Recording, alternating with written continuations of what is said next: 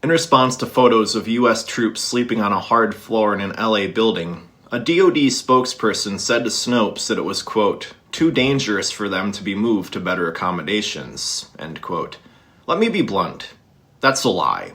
This statement fits neatly into the administration's narrative that the situation in LA is one of total chaos, that the streets are so dangerous, so lawless that even moving troops a few blocks away is too risky. But that's just not true. I've seen actual chaos. I've worn the uniform in an actual war zone. On my third day in Iraq, my supervisor and I were walking to the chow hall when we heard a faint whistling sound. We looked up and saw a rocket flying overhead. You know what we did?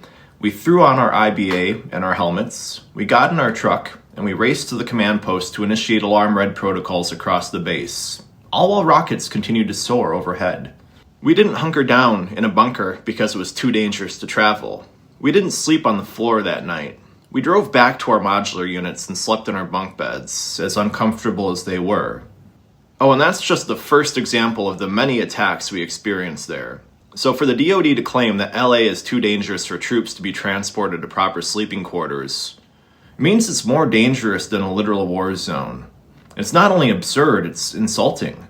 It's especially frustrating because most of this administration hasn't served or deployed to a combat zone, and I doubt the spokesperson who made this claim has either. But to anybody who has, who's heard the whistle of incoming fire, who's had to work through real danger, this kind of narrative is obvious political theater.